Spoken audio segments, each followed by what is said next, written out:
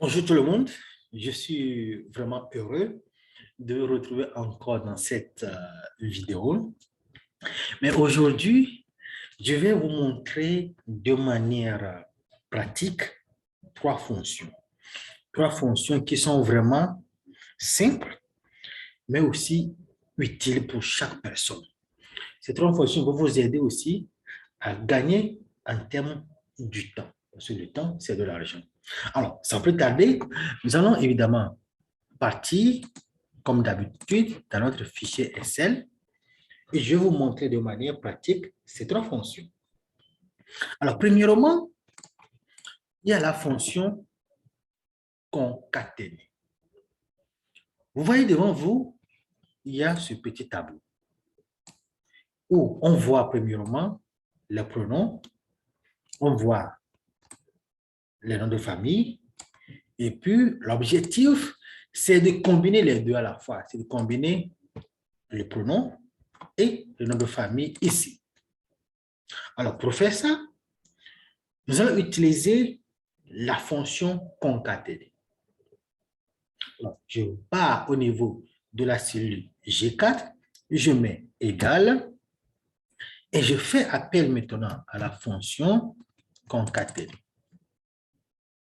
Alors, au niveau de la fonction concaténer, il y a des conditions. La première condition, c'est ça. Je vais aller sélectionner d'abord là où se trouvent les pronoms. Je pars prendre la cellule E4. Après, je mets point virgule pour arriver au niveau de la deuxième condition. Deuxième condition ici, nous allons faire quoi? Nous allons mettre guillemets, guillemets. Pourquoi? Parce que nous voulons avoir de l'espace entre le nom et les pronoms, c'est pourquoi on a mis guillemets, guillemets. Je mets point virgule et la troisième condition ici, c'est la cellule F4, là où se trouve le nom de famille. Donc, j'ai rempli les trois conditions. Il peut y avoir 4, 5, 6, 7 conditions. Ici, je m'arrête sur 3 conditions. Je ferme la parenthèse et je vais évidemment appuyer sur Entrée pour voir que effectivement j'ai quoi? J'ai le nom et j'ai le pronom aussi. Donc, il suffit seulement de faire quoi? D'incrémenter pour venir en bas pour pouvoir avoir les autres résultats de manière automatique. Donc, l'objectif, c'est de combiner le nom et les pronoms avec la fonction concaténer. C'est simple, c'est rapide et c'est utile. Deuxième fonction. La fonction, je peux dire super espace. Ici, c'est quoi? On a des tests qui sont là. Il y a premièrement, je suis adventiste. Deuxièmement, OK pour la prise en charge. Troisièmement, prénom existant. L'objectif ici, c'est simple. On voit qu'il y a l'espace au niveau des tests. Notre objectif, c'est de réduire l'espace, d'essayer de les éliminer.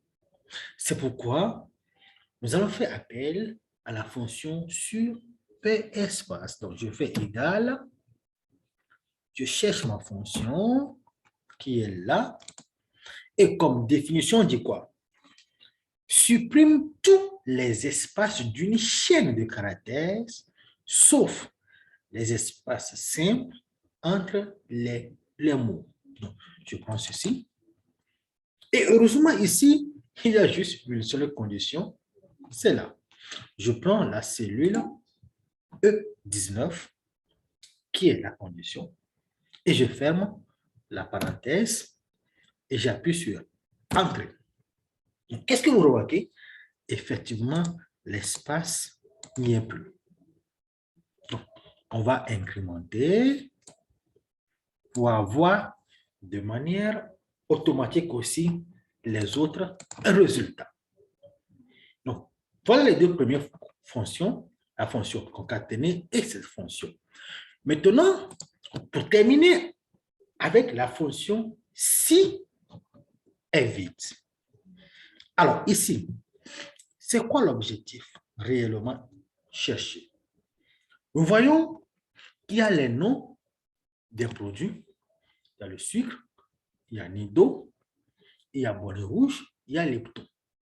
Et à côté, il y a les prix. Il y a des prix, par exemple, au niveau du sucre et Bonnet Rouge, mais il n'y a pas de prix au niveau de Nido et de Lipton. Donc, nous voulons que, au niveau de l'observation, quand il y a, par exemple, le prix, SL écrit ici automatiquement prix existant. Et s'il n'y a pas de prix, il écrit évidemment prix non existant. Donc, c'est ce que nous allons utiliser. C'est ce que nous allons faire. Donc, on va combiner la fonction si et la fonction est vide. On y va? Parfait. Alors, je mets égal. Je fais d'abord, premièrement, appel à ma fonction si. Je mets si, qui est là. Au niveau de la fonction si, il y a, disons, on peut dire trois conditions. Il y a d'abord test logique, il y a valeur si vrai, et enfin, il y a valeur si faux. Donc, voilà nos trois conditions qu'on doit renseigner.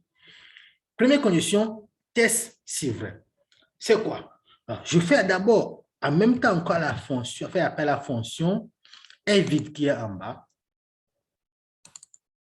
Alors, est vide, je prends la valeur, quelle valeur? Je prends la cellule F29.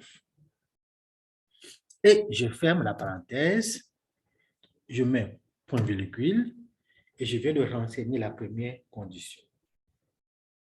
C'est vide, la valeur. Donc, la deuxième condition, c'est valeur si vrai. Donc, ici, je vais mettre quoi?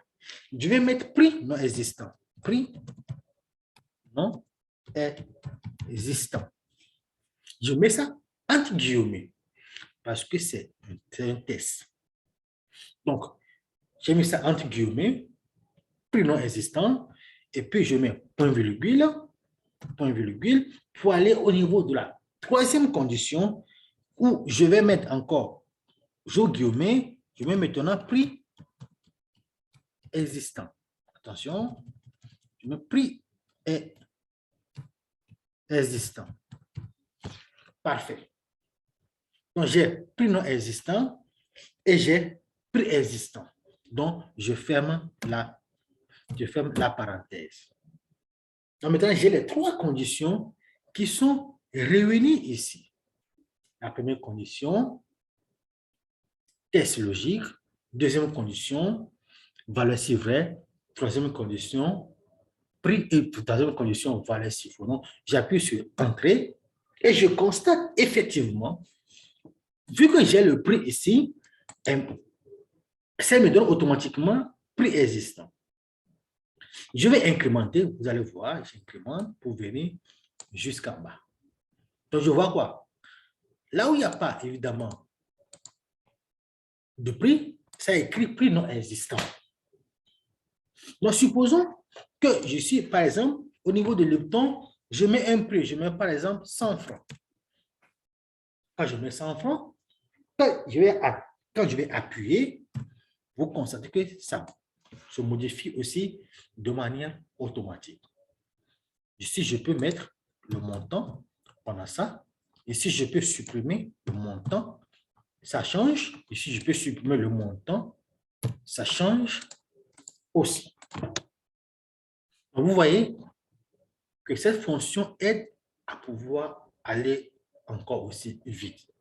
Donc, voilà aujourd'hui les trois fonctions que je voulais vous montrer. À bientôt.